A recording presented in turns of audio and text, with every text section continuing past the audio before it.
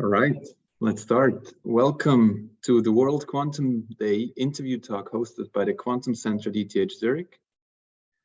It is a pleasure to welcome the participants as well as the speakers to this event, and I would like to thank all of you for joining us. My name is Philip Kamalander. I am the Executive Director of the Quantum Center at ETH Zurich, and I have the honor and the pleasure to introduce the speakers of today to you. So, two interviewers will now, for the next 45 minutes, interview two interviewees. So let's start with the interviewees. I'd like to start with Marina Marinkovic, who is a tenure-track assistant professor at the Department of Physics at ETH Zurich. Marina leads the high-performance computational physics group and investigates the interplay of the quantum theory of strong interaction with the quantum theory of electromagnetism by developing advanced algorithms optimized to run efficiently on powerful supercomputers. Marina did her PhD at the Humboldt University of Berlin, followed by a postdoc at the University of Southampton and a senior research fellowship at CERN. Before coming to ETH, she held an assistant professorship at Trinity College Dublin and a junior professorship at LMU Munich. Thanks a lot, Marina, for joining us. Pleasure to be here. Our second interviewee is Mickaël Perrin. Mickaël is an assistant professor at the Department of Information Technology and Electrical Engineering, also at ETH Zurich, and a group leader at Empa. Mickaël currently holds both an ERC starting grant and an SNSF Excellenza professorial fellowship.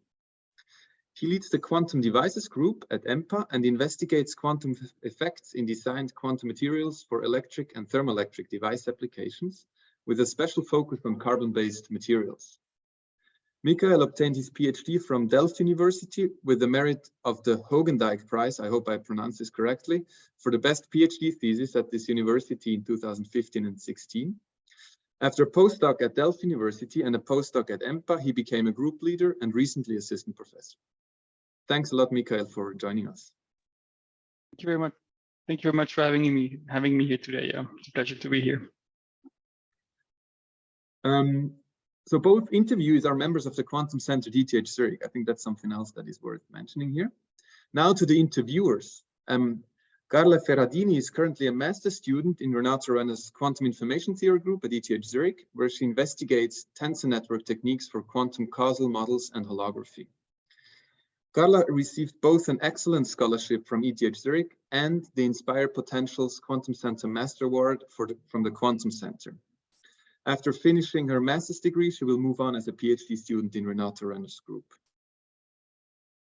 The second interviewer is going to be Lorenzo Graziotto, who is pursuing a PhD in the quantum optoelectronics group of Jérôme Faist, also at ETH Zurich, where he investigates the quantum Hall effect modified by cavity vacuum fields. Lorenzo is an excellence graduate from Sapienza University and a 2-time winner of the Enrico Persico Scholarship for the best physics students in Rome. Also very important and good to know, Lorenzo is the host of a YouTube channel with more than 70,000 subscribers. Thank you, Lorenzo and Carla, for volunteering to be the interviewers today. Hello, everybody. Thank you. Hello, everybody. Thank you, Philip. So let me quickly tell you about the agenda of today's interview talk. We will start with the interview, which goes approximately for 40 minutes. And then we will have 10 to 15 minutes left for a question session with questions from the audience. So feel free to post questions that you may have during the interview already into the chat, or also to speak up in person during the question session afterwards. The question session will be managed by Eva Corinna Fritz, who did the work of organizing this event. Thanks a lot, Eva. And now, well, I wish you a lot of fun. Please, Carla, take it away. Thank you, Philip. So I would start the interview with some short icebreaker questions. So I will give Marina and Mickaël 2 options, and they will pick one of those. Should we start? Are we ready? Okay, so first of all, maybe easy. What would you pick between computational work and experimental? I would go for experimental work. Computational. Okay, this was an easy one. This was an easy one. What would you choose between being a teacher and a researcher? That's a tough one. Hard to choose. Researcher. So researcher both, have I heard correctly? Yes. Okay, good agreement. What about between basic research, so fundamental research, and application-oriented research? Fundamental. Fundamental. Depends a bit on how you define applied and fundamental, but I would say more than fundamental. Okay, so there was a lot of agreement. Now we can move forward with a proper interview. Lorenzo, do you want to go ahead with the next question? Yes, of course. So hello, everybody. Thank you for the presentation. And also thank you for all the people that are joining us. And I would like to jump in the main topic of today, and which is also what we are celebrating with the World Quantum Day. And the topic is, of course, quantum science. And I would say it's a topic that is more or less more than a century old, but it's still so fascinating and intriguing. And so for both of you, Marina and Mickaël, of course, you were passionate about physics in the first place, but I would like to ask you, what was the moment in which you realized that you wanted to do research in quantum physics, in quantum science? If you had some sort of a quantum moment in which you were so interested that you decided to go into this path.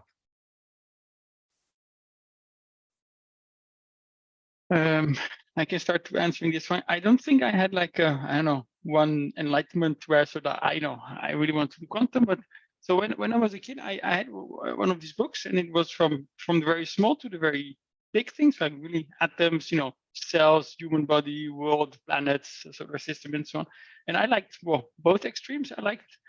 Then I studied in Delft. It's pretty much, I mean, it's in the bachelor not so much yet, but I mean afterwards it's a lot quantum oriented. I also had a course actually in astrophysics, and somehow I didn't like that so much. So then for me it was, I mean, I had quantum and astrophysics, I like both, but then when it really came to the courses, to the exercises, these kind of things, I liked the quantum part more. But I think it was really during the first time that I really had to be in the lab and do the first measurements and so on, that I like, okay, this is nice, right? You make your own devices, you measure them, you try to understand what's going on. I think this was for me one of the key points during the master project. So it seems that you moved from the very big things of astrophysics to the very small of quantum physics. And Marina? And this is a great question. And for me, actually, it was a winter break in the first year of university. So I was studying theoretical physics at the University of Belgrade.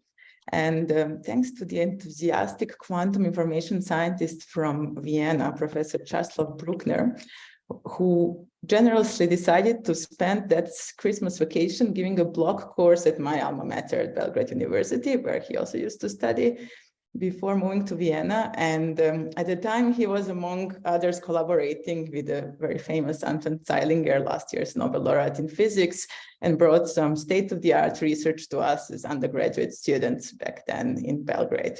So Czeslaw has been, in the meantime, in the leadership of the famous Institute for Quantum Optics and Quantum Information in Vienna that many of you are familiar with. And so this was the time when I decided that I wanted to do something related to quantum research, quantum computing in general. And at the time, I thought it would be quantum information theory, but summer internship that I did during my third year of undergrad in a big particle physics laboratory, ETHZ, in Germany, redirected my attention towards quantum theories of fields instead of quantum information theory. And this has been the main research focus of my group at ETH Zurich. This is the field in which I later did my master thesis, PhD, and postdoctoral research as well. So you also recognize the role of your mentor. I mean, it's a very cool thing, I would say. Yeah, thank you both for sharing your quantum moment. So you had yours, and now how would you convince someone who has nothing to do with quantum science that nowadays it's a very interesting field of research? Marina, do you want to go first? Sure. Yeah. So for me personally, I mean, as also illustrated in your icebreaker question, so quantum science, I think, is very important for understanding how everything works in the universe. So to understand fundamental forces of nature, the underlying theories of many of these, actually 3 out of 4, these fundamental forces of nature, the electromagnetic, the weak and strong interaction, which binds hadrons to, which binds quarks and gluons to form hadrons, which is the focus of my research, very heavily relies on the underlying quantum concepts of these theories. So, but then on the other hand, there are so many interesting phenomena. For example, quantum entanglement, the fact that we can measure one particle in an entangled pair whose partner is miles away, and the measurement seems to be affected by the properties of the particle, which is so far apart. This type of concepts can nowadays be demonstrated in a relatively simple lab experiments, and some of the quantum mechanical concepts can also now be recreated even in well-equipped classrooms. So I would combine the need to understand fundamental research together with the practical knowledge, as Mickaël mentioned already, for the students to see this, or anybody interested in quantum science to see this in an experiment. Yeah, that's a very interesting point, actually. And Mickaël, how is it for you? What I like about quantum is, I mean, Marina mentioned already, right? Everything it describes how the world behaves, but it describes it in a very, I don't know, abstract way that it's a very different way of thinking about things than than you would classically do around you. And so it's a bit like, I see it a bit more like a puzzle. It's actually like a big puzzle, and then you have bits and pieces, because we can investigate things, we can probe things at the nanoscale, which we don't know everything, right? So we get a bit of information here, we get a bit of information there, and it's like this big puzzle to try to understand how things work. So so if you're curious, like generally curious, then I think this is a really good field to work in.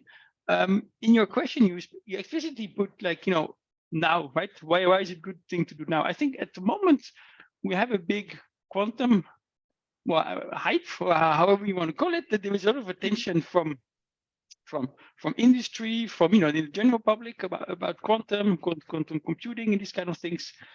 So 10, 20 years ago, quantum was really like basement in physics departments. Nowadays it's much more mainstream. It's very whether you want to do academia or go to a company, I think all the knowledge you would gain on quantum is it's very useful for both academic career and for let's say an industry pathway. Yes. Which relates also to the icebreaker question of, with quantum you can do basic research and fundamental research of nature, but also very application oriented, so using quantum to engineer systems and so on. Well, right? I think that in the last decade, and maybe decades, there has been a lot of advances in experimental techniques, in understanding, and now it's just much more accessible that what industry can take some quantum effects and use it for specific applications. And like 20 years ago, this was not the case. Nowadays, as I said, technologies have advanced, knowledge has advanced, and now we are just at the point where it starts to be interesting for industries. Mm-hmm. Yes, I see. Okay, so now thank you for sharing these very interesting answers. So we have now covered more or less the introduction, these quantum science, and how did you come to quantum science itself. And now I have a question more about your personal and professional career, and it's a question that I also pose myself a lot, and I think I will continue to pose myself. I think I also speak for Carla, because it's a question about when did you decide to pursue the academic career? So you are now both professors. Was there a moment, maybe at the beginning of your studies, or maybe just built upon the success that you had in your research, and in which you decide, this is my job, this is what I want to do for my life? Maybe Mickaël, I will start. Yes. So for me, I very much enjoyed my master project. So then I was like, research. I like research. So I was okay. Look, let's continue a PhD. So for me, it felt like natural also because, you know, a PhD, whether you want to go into academia or industry, is very valuable. I have to say that after my PhD, I hesitated for different reasons. One of the reasons I would say is maybe the uncertainty that you have in terms of career path, right? Because you become postdoc, but in the end goal is professor basically, and there are very few either professor positions or permanent positions, right? So this was for me a moment where I thought, well, let me carefully think about what to do. In the end, the way it happened is that I joined Empa, and Empa as a postdoc, and Empa has possibilities for permanent positions. And this is something that I had actually already at the time of hiring, this is one of the things that already came up. And I knew, let's say beforehand, that okay, if it goes well, there will be a possibility for permanent position. So then I was like, okay, good, because then I can do both research and still have some certainty of where I will go with my life. So this was for me a good thing. Then specifically about the professor position, this I probably would have thought of during my studies like that I would end up professor. Definitely not. I mean, but I think it came a bit along the way, right? Because you do your research. At some point, you say, okay, I want to do my own research, right? So it means you have to apply for grants. You have to start supervising your own PhD students, and this is much easier, to do when you're a professor, right? Because you can supervise your PhD students, you can apply for large grants and these kind of things. So for me, it was somehow natural, and it became, I would say, it came naturally. It came, let's say, along the way. Yeah, about that in particular, about your role as a professor, I will ask also another question a bit later. So that you mentioned already. And for Marina instead. For me, it was also similarly gradual process. One thing is different from what Mickaël just said is that I knew that I wanted to do a PhD. So I went into my master's already knowing that I will apply for a PhD position afterwards. But then the academic part, and then sometime during PhD, I realized I really want to continue doing that. I want to give up this really fun way of life and exploring new things every day.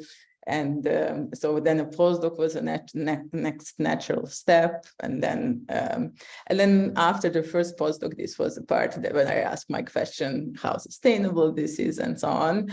But then I got this amazing fellowship at CERN, and which was so much fun to be in such a large particle physics laboratory, and so many things have been happening every day. One had to protect one's time very well in order to have time to do the tedious part of research as well.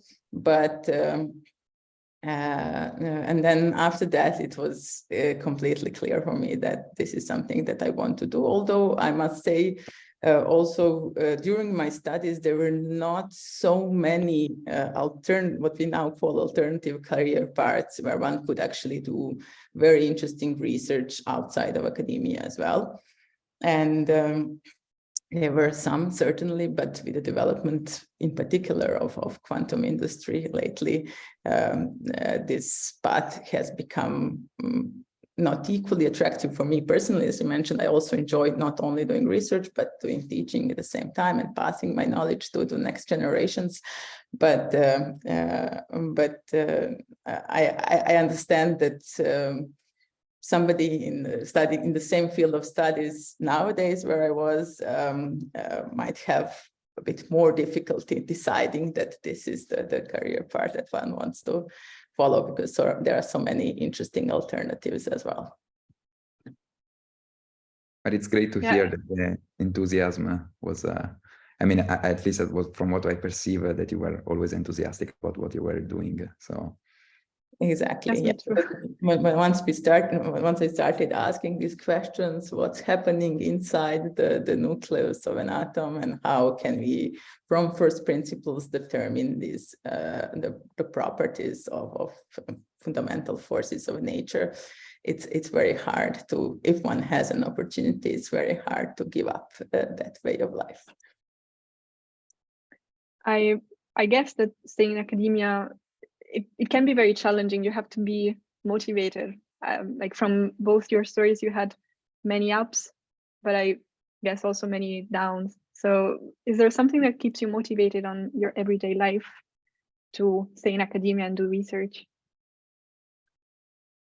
Maybe I can start here. So these things have changed over the course of career, so of my career. So I can say what motivates me most nowadays are mentoring students, also my interactions with students and with postdocs on a weekly basis.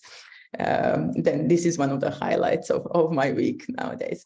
But also something which was the case during my graduate studies and is still the case, a very good, interesting conference where one learns what the other people around the world have been doing over the past year or so, is also something that usually brings my motivation always a level up after attending such events.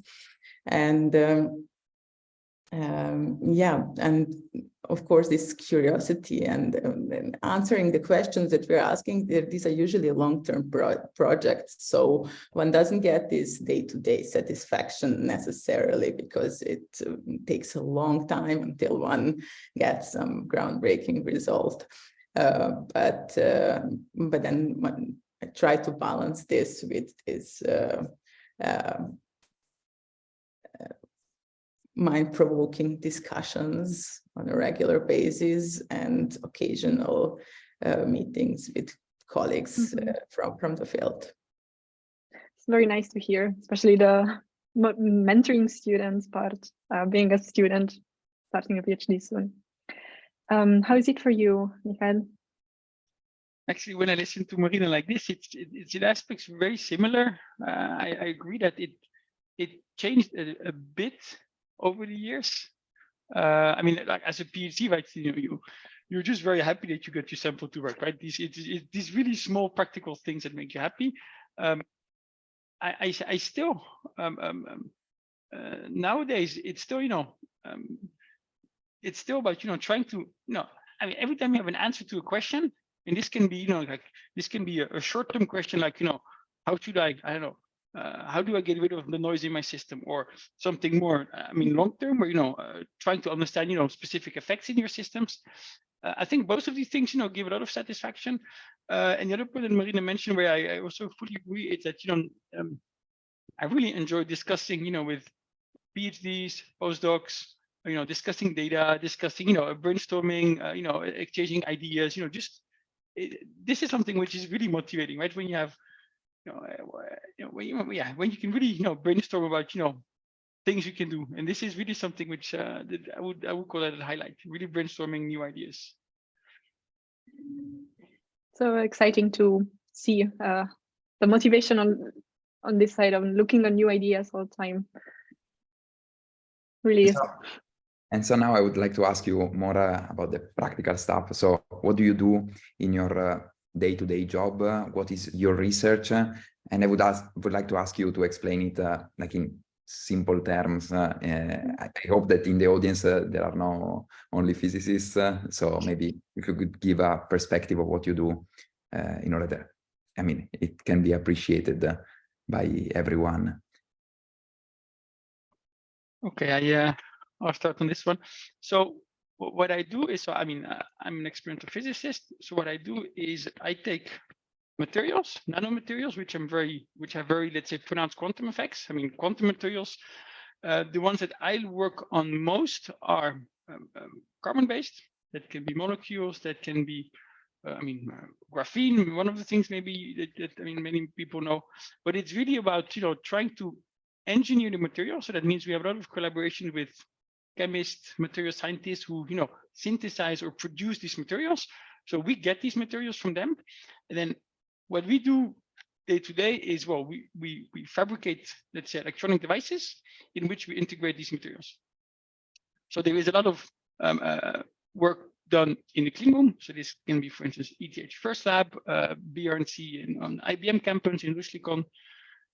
So there we spend quite a bit of time in really, like, making these devices, integrating these materials inside the devices. And then the second step afterwards is the characterization. And there we have different, let's say, measurement tools where we really look at electronic and thermoelectric properties of these systems. And what is challenging about the measurement is that, well, first of all, these nanomaterials, especially things like, molecules or small pieces of material, they're nanometer sized. So how do you make good electrical contact to something which is that small? So this is one of the challenges. And once you start to measure it, you can imagine that, measuring a few electrons going through a few atoms, is also quite a challenge on its own. It's definitely doable, but it requires quite some, optimization, some advanced measurement techniques. But so this is what we do. So we have a lot of fabrication, a lot of characterization. Then we try to interpret the data. So that means data analysis. And then once we have this, we try to formulate, let's say, a model or a theory or whatever you want to call it, like an explanation for what we see. And this usually happens in collaboration with theorists. So we do some calculations ourselves. Let's say the basic quantum chemistry calculations, for instance, like, what is the band structure, what is the electronic structure of this and this material, this we can do. But as soon as it's a bit more advanced than that, then we rely in many cases on external collaborators. And for Marina? Yeah, so on my side, as I mentioned already, we try to understand fundamental forces of nature. So 3 out of the 4 fundamental forces, so all but gravity, are described by the theory which we call standard model of particle physics. Now, the properties of the standard model, of the building blocks of the standard model, the particles and their interactions, are measured, for example, at CERN, at Large Hadron Collider, also in other particle physics experiments around the world. And what we are trying to do is to predict the properties of these particles and to confront these theoretical predictions from the standard model of particle physics with the experimental measurements. And if there is a deviation between the theoretical prediction and the experimental measurement, that's how we know that there is some new theory that we didn't take into account. And we know that this is the case for the standard model of particle physics. So because some astrophysical and cosmological evidence tells us that there must be some theory beyond the standard model, but we don't know yet what is that theory. And this is what we are trying to contribute to the discovery of these new theories, but by very precisely predicting what standard model gives us, and then compare that with experimental research, which is done by our colleagues in particle physics laboratories mainly. Although more recently, other fields of physics were able, for example, atomic physics is also able to make some predictions which can be confronted with the standard model. And now, this was on a conceptual level, now a bit more on a practical level. So one of these 3 forces in a standard model, the strong force which binds quarks and gluons to form hadrons. So examples of hadrons are protons and neutrons, known to everyone, but there are also many more hadrons, such as pions, which are called mesons. Then also protons and neutrons are baryons, but there are other types of baryons. And we can compute, for example, the spectrum, so the masses of these particles, solely by relying on this one equation, which one can see on a T-shirt, which can be bought at CERN. So it's a very simple theory which describes everything that we have been able to measure so far in the universe. And but analytical computations with that theory are very difficult.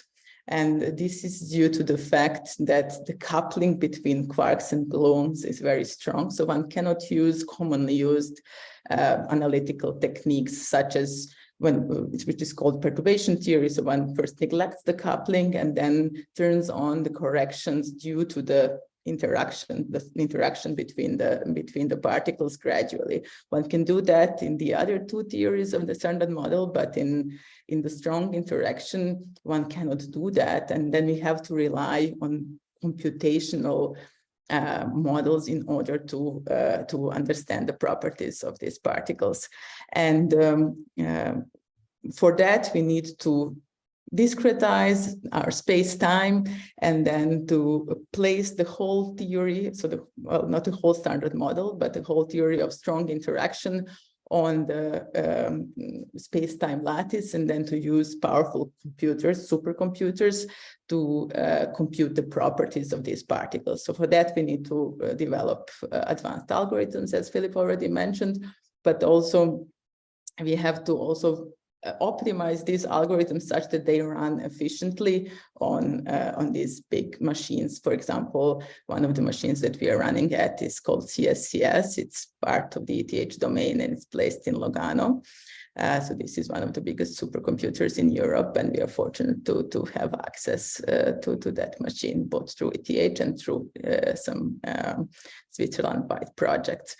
And then my students and I are working on developing computer codes and new algorithms which would allow us to compute the properties of these particles more precisely, and then to be able to confront it with experiment. Thank you for sharing this like overview of your research. I think this is also useful to understand how broad is the field of quantum science, how one can understand very different things, but also I liked a lot that you mentioned the important collaboration between theoretical physicists and experimental physicists that have to work together in order to figure out what are the secrets of nature, I would say. But on this, I think Carla has a question, maybe. Yes, I want to ask Marina. So your work seems to be on the bridge between theoretical work, so exploring the standard model and predictions of the standard model, but also comparing those predictions with experimental data at CERN, so experimental work. To which side do you feel more attached? So the theoretical one or the experimental one? So computing the prediction from the standard model, this is classified as theoretical work. Mm-hmm. And the experimental work at CERN is done by experimental colleagues. We're not directly involved with that, other than in one of the projects, which I might want to mention afterwards. But our day-to-day theoretical work looks very much like experimental work. So I like to call our work as that we perform computer experiments. So we are doing theoretical physics by providing theoretical prediction based only on this single equation that I mentioned, the standard model of particle physics. But in order to obtain the predictions from that theory, we need to perform many stochastic experiments relying on the random numbers. So this looks a little bit like, so we perform many measurements as well, and then do a data analysis which resembles the data analysis that is done on actual physical experiments. But in our case, these are computer experiments that we're performing. Thank you very nice. Thank you very much for sharing. It's a very nice way of seeing it. Thanks. And I also have a question in particular to Mickaël, and it's very much related to what we were mentioning before, so about the role of your job as a professor. And I would like to ask you, what do you do, like if you still get your hands dirty in the lab, or if it is more like writing grants or supervising students or teaching or doing some kind of other bureaucracy? Do you still have time to operate the instruments yourself? Yes, I mean, this is the part that I like the most, and this is something I definitely would like to keep doing. I mean, of course, it has changed over time. I mean, so of all the different aspects, like, you know, the sample fabrication, the sample characterization, and so on. I mean, I cannot work on all of these things, but I mean, I still spend time in the lab. So usually usually the way it happens is, you know, the things like the sample fabrication, where you have to be in a clean room and, you know, you have to develop recipes and so on, which is fairly time consuming. So this is something that students, postdocs, and so on do. Then the measurements, I spend time in the lab, but usually mostly for, let's say, developing new measurement, let's say, ways of doing new ways of doing measurements. Once it's, let's say, established, or I mean, you know, stabilized, let's say we have established a new way, then usually the PhDs and postdocs, and they do the measurements themselves. Because again, here, doing the measurements also takes a lot of time. And this is time that I simply don't have, because, as you say, I have to, supervise. It also means, discuss data, but it also means, help people with, whatever problem they have. Running grants, this is also a part of it, right? So that means that, yeah, I mean, this is also part of this also takes time. So it depends a bit, for instance, now there is a period where I have to write, a few grants, and, that takes time. But then after that, I can again spend a few months mostly in the lab, and that's also good. That's very cool. So your way of doing research is splitting moments where you mostly do bureaucratic work and then moments where you stay in the lab. Yeah, yes and no. I mean, in practice a bit, but I try to avoid that because I don't like spending too much time just doing, bureaucracy or however you want to call it. So I try to spread it such that I always have some time, to spend in lab. I mean, at least every day I sit in lab, have a look at what's going on and so on. But yeah, no, sorry, but I mean, in practice, it depends a bit on the period. Mm-hmm. I have another question actually for both of you, which it's more on the way you do research. I think we mentioned it already in some of the questions before, but I was wondering if you have one big question that you want to ultimately answer.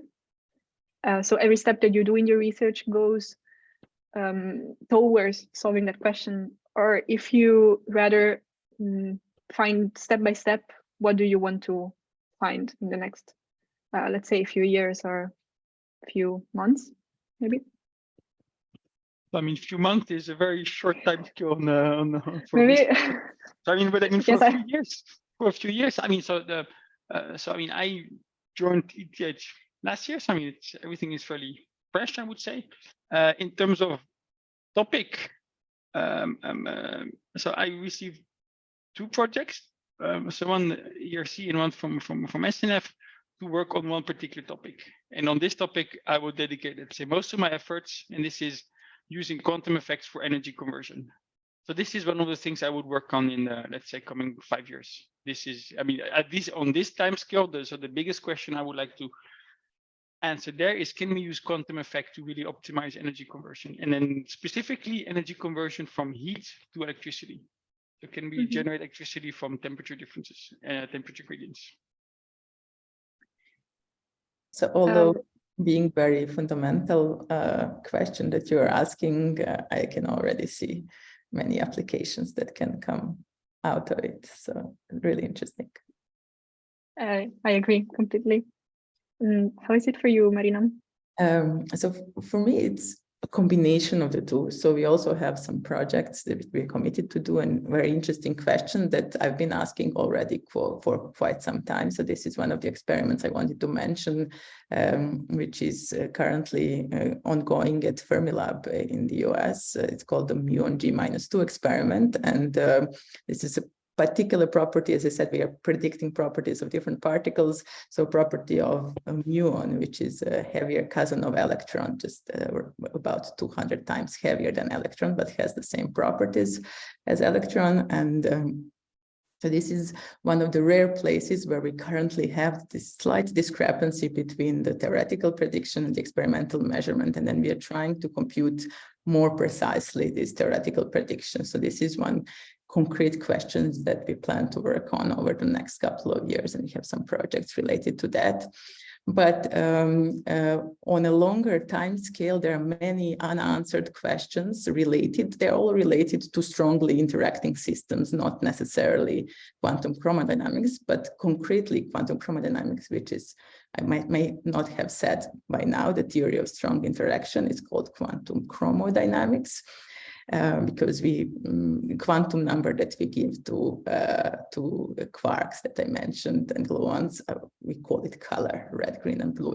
Those are not real colors, but just a quantum number that we assign to them. And so there is a very interesting question. So all the methods that we've developed so far over the last 40 years of quantum chromodynamics are related to understanding how does it behave at very low temperatures and low chemical potential, so which means that the number of particles in a system remains constant. So if we would introduce this non-zero chemical potential, this is what we call a phase diagram of QCD, where we, on one axis we study the temperature, on the other axis we study the chemical potential. And this phase diagram of QCD is so far, or QCD is short for quantum chromodynamics. This phase diagram of quantum chromodynamics is by far not well understood currently. So we have some experimental points in few places of this diagram, but the theoretical understanding is still lacking, and also experimental understanding can be done in a limited way.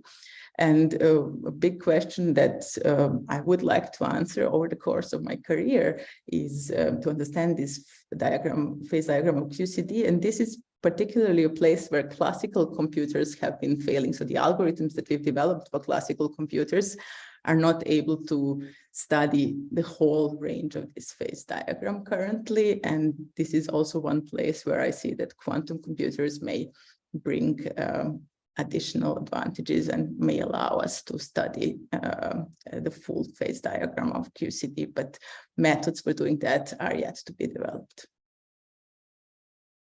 Thank you very much for sharing. For me personally, it's very interesting to see how the process of doing research works with short-term questions in a few years, and then questions that are long-term goals that maybe will be solved, but maybe not, who knows? Yeah, I think it's very interesting to just have a glimpse of what is the day-to-day work into the life of a scientist. And with that, I would also like to ask, I would say, one final question, because before we leave also maybe some space for the questions from the audience. And this is more related to the possibility of quantum science, and of speaking of quantum science can reach the general public. Because I remember, for example, about 10 years ago, when there was the discovery of the Higgs boson, how this discovery made the headlines of the newspapers, and everybody was talking about it. And I would like to ask to both of you, if you imagine some breakthrough that quantum science may have in the following years, about which all the people will go crazy, or will be very interested again in what you are doing, in what the community is pursuing. So maybe starting from Marina, I would say. Yes, it's really hard to make such predictions, so I would refrain from giving one particular thing, but I would maybe go back to the discovery of Higgs boson that you mentioned, and in general big discoveries in particle physics over the past century. So even though there is no direct application of these discoveries, for example, and I must say, I think that quantum science has already mentioned during our discussion today, has much more potential for direct impact. But even in these fundamental questions that we are asking, which do not immediately affect our day-to-day life, I think that there are many sub-products or technologies that we had to develop in order to be able to answer these questions. And then these questions can these discoveries or technologies can directly be applied. For example, the fact that we are connected today and discovery of World Wide Web was something that particle physicists needed in order to process their data. So, so that type of discoveries, and not to mention also the superconducting technology, which was also needed for Large Hadron Collider and so on. So that type of discoveries, I think, will have a direct impact on our life, even though the original motivation might have been answering some fundamental questions. So it's a constant flow of questions and answers, basically, that will follow in the following. Exactly. And for Mickaël? I'm not sure there is one thing where I would say, this is one discovery that that would make it really well known to the general public. I think to make it really well known to the general public, you have to, quantum science would have to produce maybe a product or something that that ends up, for instance, in your smartphone, right, or in your regular computer. As soon as you have something like this, which, where you have like, quantum advantage, like, quantum computing, for instance. If you could have a quantum computer which people can have at home, then of course you directly reach, a lot of people. And this would be one way to, to make quantum science in general very well known to the public, because they would see, latest, I don't know, Apple or Samsung iPhone has a whatever sensor which can do this and this based on, whatever quantum effects. Or, you could share in a more secure way using quantum entanglement, right, between two Apple phones, for instance, right? As soon as you have something like this, then people would, they would probably not understand how it works, but they would, understand it comes from quantum. And they would, understand this notion of quantum advantage. So it has to be like a mass product that has to reach the broader audience, I would say. Yes, I think. Yes, and maybe to come back to this point of Marina with the internet, it really became known as soon as everybody was using it, right? I mean, it started at CERN. A few people were using it. The public didn't know it yet, right? It was only once everybody was connected that nowadays it's it's standard. So I would say, as soon as something becomes standard for the, let's say, for the population, then you really have something. Then you have a really good outreach, good perception of quantum science. Thank you for sharing these thoughts. I think maybe Eva, we have some questions from the audience. Yeah, thank you, Lorenzo. So let's start with the question and answer session where our audience is involved. So everyone, feel free to write your question in the chat so we can read it out loud, or you can also raise your hand and ask your question live to Marina or Mickaël. And yeah, there are already 2 questions in the chat. One question is, what do you think is the key bottleneck in developing quantum technologies? So maybe I can start as a non-expert in this, in the technological part itself, but I will maybe limit the answer to quantum computing, since this is something that well, pertains also to my research, and there are currently, as you very well know, many competing technologies, and we do not know yet which technology will prevail for the development of quantum computers, quantum simulators as well. And in my opinion, the key bottleneck currently is scalability. And which the technology which will be able to scale, because in our we have millions of chips currently in our in our classical devices, computational devices, and the moment that we will be able to have scalable technology, so that we will be able to use many qubits at the same time. So this is something that we are currently able to do, for example, with parallel computing. So this is the case. So the technology which will be able to do that is the one which I assume will prevail. But this is, again, maybe a question that experimentalists can answer a little bit better. But before passing on to Mickaël, I would also like to mention, since I was, even though I was focused on quantum computing, that there are many applications which are probably more closer to date, such as quantum sensing, for example, that we didn't mention here, since, so broadly, I believe that quantum technologies will find its application in our day-to-day life much sooner than when we have scalable large-scale quantum computers.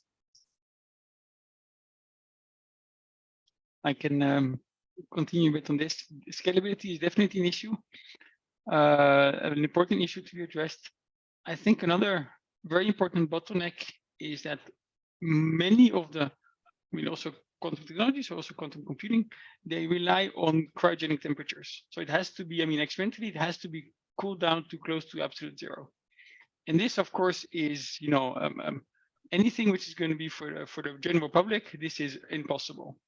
Because if you look at these refrigerators that are being used, they are really expensive. They're very, very technical, very difficult. You need expert knowledge to operate them. So if you want to have, if you want to bring quantum technology to the general public, you need quantum effects that operate at room temperature. What I mean that, that survive up to room temperature. And many quantum effects do. It's just that, for the moment, it's, as soon as it's at low temperature, systems is more stable. It also depends on the materials that you're looking at. For instance, what I mentioned before, this energy conversion, and that I want to use quantum effects to have really good energy conversion. It has actually been shown that if you use a semiconducting quantum dot, that this one is pretty much an ideal heat engine, so an ideal conversion from temperature to heat. The issue there is that all the energy scales, so all the energies of the electrons and the orbitals and so on, they are really small. So it has to be at low temperature. It has to be at millikelvin temperature. If you want to make something, towards room temperature, you need different types of materials. And this is actually one of the reasons I like the carbon materials that I'm working on, because these ones you can chemically synthesize. You can make them very small. So that means that all the involved energy scales can be, compatible with room temperature. And this is actually the aim of this project, is to have energy conversion, for first of all to demonstrate it, but also to have it to show that it's also efficient at room temperature. So yes, the bottleneck is we should get away from quantum effects that only happen at low temperature if it's something that should be, let's say, accessible for the general public. Okay, thank you. There are quite some questions in the chat now. I suggest to continue with a rather general question. Do you have a favorite anecdote that illustrates the uniqueness of the quantum world to non-physicists? Yes, maybe I can start. Yeah, great. I have one. It's about quantum entanglement. And so the way I would describe quantum entanglement to somebody who has no clue about quantum is you take a pair of socks, and you put one sock at your left foot. That sock becomes your left sock. The other sock instantly becomes your right sock. It doesn't matter where it is in the universe, instantly it becomes your right sock. And this is, this is, I think it captures most of the essence of quantum entanglement. That's actually the same one I had in mind, and some of the famous physicists, now I cannot remember which, but I know that some conferences physicists are also famous for coming on a conference with socks with different colors, just to make this point. So,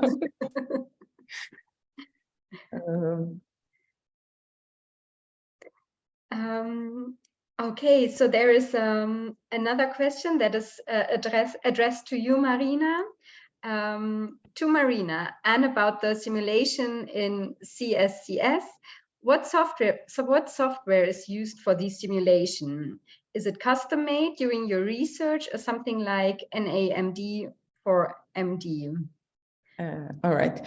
I've seen the question in chat. Yes, I assume molecular dynamics is MD is short for that, and NAMD is a custom-made software for molecular dynamics. So the answer is that we do not use the custom-made software for our research. We have developed the code. So during my time at CERN, my collaborators and I, so I also forgot to mention, but a very important feature of the research that we're doing is that very collaborative. It's impossible to complete these complex and long-term calculations without collaboration from several different institutions. We can do some small algorithmic advances locally, but for the complete answer, we need to collaborate with several currently European institutions, and also in the past we collaborated with the US as well, and Japan. And then now going back for the software that we're developing. So we've developed custom-made software. It's called OpenQXD, QCD and QED, Quantum Electrodynamics and Quantum Chromodynamics. And this is what we are running currently at CSCS. The reason for that is being that the approaches that we are implementing in this quantum theory of chromodynamics are unique for each collaboration, which is trying to get an independent result. And then we need to highly optimize them for each of the machines where we run them. And this is not, currently hasn't been done successfully with publicly, our code is publicly available, but it's not a custom-made one. It's not a large-scale software, but it's a custom-made software for the particular line of research that we are doing. Okay, thanks, Marina. And there's another question, which I think I'd like to address to Mickaël. Do you think room temperature superconductors at affordable ambient pressures are applicable? This is a very good question, especially that, you know, there was a Nature paper, when was it, a few weeks ago, where people have been claiming room temperature superconductivity. I mean, the room temperature superconductivity, of course, is like, you know, it's a holy grail of, well, I mean, you know, we waste so much energy with, with dissipation. If we could have, room temperature superconductivity, I mean, of course, it would be amazing. But of course, there are many more quantum effects, not just superconductivity, but I think in general, having these kind of effects at room temperature is very important. So not just superconductivity, but, many other effects, many other quantum effects at room temperature is very important. Does it answer the question? So the question came from Chris from the audience. You can give a short feedback if you like, if that answers your question. And yeah, with that, since I don't hear anything, I think it's yeah. Thank you, Mickaël. That answers your question. That is great. For time reasons, I think I hand over to Philip at this point. I know there are still some questions that are not answered yet. We try to answer them afterwards and yeah, share them with the video together. And with that, I hand over to Philip for the closing remarks. Thanks a lot, Eva, for managing the question session. Thanks a lot to our speakers, to Marina, to Mickaël, but also to our interviewers, to Carla, to Lorenzo. With this, I would like to thank all of you, also the participants, to come to this event. In particular, thanks to Marina and Mickaël for sharing your experiences and your insights, in particular also your personal thoughts on both your career and also the field of quantum technologies in Switzerland and beyond. It's been very interesting. Thanks, Eva, for organizing this event for the Quantum Center at ETH Zurich. That was very, very nice. Thank you very much. And before we end up here, I'd like to highlight again that if you're interested in getting in touch with us, in staying up to date with the Quantum Center, please follow us on LinkedIn and on Twitter, or check out our website. The links are posted in the chat. And you also, of course, find us easily if you Google us. Yeah, so with this, I'd like to close this event. We will stay a few minutes longer in case there are further questions. And thank you very much for your time. Have a nice day.